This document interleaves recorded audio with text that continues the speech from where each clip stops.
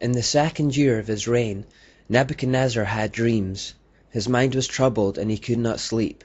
So the king summoned the magicians, enchanters, sorcerers, and astrologers to tell them what he had dreamed. When they came in and stood before the king, he said to them, "I have had a dream that troubles me, and I want to know what it means." Daniel 2:1-3. This dream of Nebuchadnezzar's came before his conversion, and as was the norm for a pagan king, he was surrounded by the usual array of astrologers and sorcerers connected with the mysteries, those who would seek to draw their supernatural powers of interpretation from Satan. They couldn't decipher the dream. Daniel, however, could.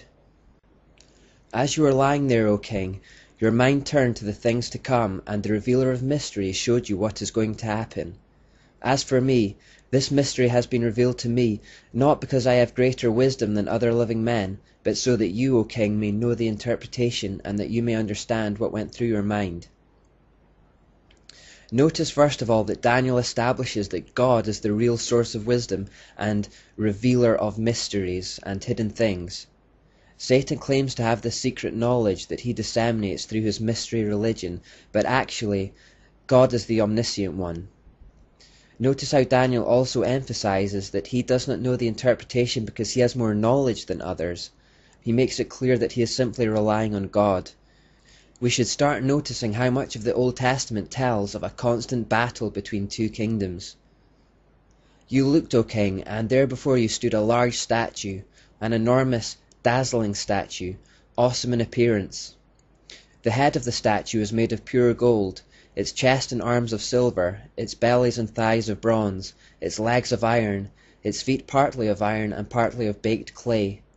While you were watching, a rock was cut out, but not by human hands. It struck the statue on its feet of iron and clay and smashed them. Then the iron, the clay, the bronze, the silver, and the gold were broken to pieces at the same time and became like chaff on a threshing floor in the summer. The wind swept them away without leaving a trace, but the rock that struck the statue became a huge mountain and filled the whole earth. This was the dream, and now we will interpret it to the king. You, O king, are the King of kings. The God of heaven has given you dominion and power and might and glory. In your hands he has placed mankind and the beasts of the field and the birds of the air. Wherever they live, he has made you ruler over them all. You are that head of gold. After you, another kingdom will rise, inferior to yours. Next, a third kingdom, one of bronze, will rule over the whole earth. Finally, there will be a fourth kingdom, strong as iron, for iron breaks and smashes everything, and as iron breaks things to pieces, so it will crush and break all the others. Just as you saw that the feet and toes were partly of baked clay and partly of iron, so this will be a divided kingdom, yet it will have some of the strength of iron in it, even as you saw iron mixed with clay. As the toes were partly iron and partly clay, so this kingdom will be partly strong and partly brittle. And just as you saw the iron mixed with baked clay, so the people will be a mixture and will not remain united, any more than iron mixes with clay. In the time of those kings, the God of heaven will set up a kingdom that will never be destroyed, nor will it be left to another people. It will crush all those kingdoms and bring them to an end, but it will itself endure forever. This is the meaning of the vision of the rock cut out of the mountain, but not by human hands, a rock that broke the iron, the bronze, the clay, the silver, and the gold to pieces. The great God has shown the king what will take place in the future. The dream is true, and the interpretation is trustworthy. So the dream was a prophetic one that explained, in the form of a statue, how the Babylonian kingdom would have 3 successors that would follow after it. The statue, of course, was human to represent the fact that these kingdoms were made by man for man's glory, as Babylon originally had been. The first kingdom, symbolized by the head of gold, was the Babylonian Empire itself.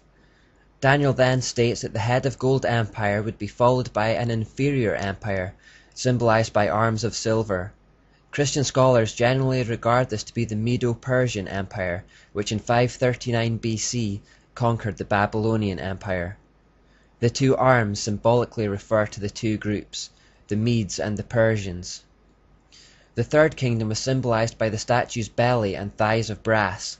Scholars believe this is a reference to the Grecian Empire, which conquered and then came after the Medo-Persian Empire. The symbol of a belly and thighs of brass suggests that the kingdom was to start out as a united empire but end up as a divided empire. Under the leadership of Alexander the Great, the Grecian Empire was indeed a united empire, but after Alexander's death, the empire was divided up. It was around this time, when Greece was the dominant power, that the Mystery Babylon religion became known as Gnosticism. The word gnosis in Greek means knowledge. Gnostics still believed that humans were divine souls stuck within imperfect human bodies created by an imperfect God. They still believed there was a second and superior God who provided them with the esoteric knowledge necessary to become gods themselves. Ashtoreth had taken on the name Sophia because Sophia means wisdom in Greek. The serpent was portrayed as the good father of Cain. Yahweh was portrayed as an unreasonable God who had cursed Adam and Eve wrongly after a temper tantrum. High priestesses were ordained through sexual rituals. There were still blood oaths, secret handshakes, signal symbols, passwords, and fornication as part of worship. In other words, except for a few name changes, the Babylonian religion had survived in its entirety throughout the empire changes. It is from this era that we get the word agnostic. Because those who believed and practiced this religion were called Gnostics, those who did not believe it were considered agnostics. Today the word agnostic is used to refer to someone who says they are unsure or ignorant regarding the existence of God because of a lack of information. Anciently, however, the word agnostic would have identified a person who deliberately desired to remain ignorant of the secret knowledge and rituals through which the Gnostic good God, the serpent, and the mystery religion of Babel might be revealed. The name Gnosticism was used for the mysteries right up until the time of Jesus and for some period afterwards. Some Gnostics in fact saw in Jesus a similarity between him and their pagan serpent, as they believed he was dispensing knowledge of the kingdom of God. Consequently, two Gnostic Christian sects called the Nassenes, so called because in Hebrew Nahas means snake, and Ophites, so called because in Greek Ophis means snake, worshipped the serpent in the alleged identity of Jesus Messiah. They stole the symbol of the cross and entwined the serpent around it. You may see the symbol interpreted as Christ crucifying the serpent to the cross wherever it is seen, especially in Catholic graveyards, but its true blasphemous meaning comes from a Gnostic corruption of Christianity. Gnosticism in Greece also heavily influenced the ancient philosophers such as Socrates and Aristotle, who lived around this time. Their ideas were then passed to Plato, and these three are still revered as the fathers of philosophy. Plato is of particular significance for the New World Order, as we'll discover later.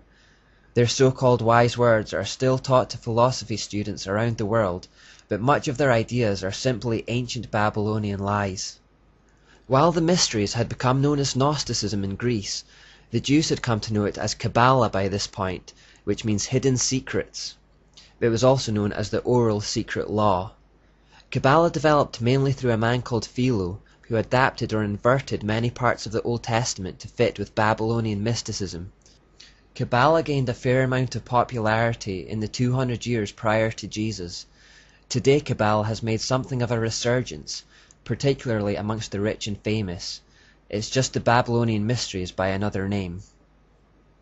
So to recap, the first kingdom in Nebuchadnezzar's dream was Babylon, the second was Medo-Persia, and the third was Greece.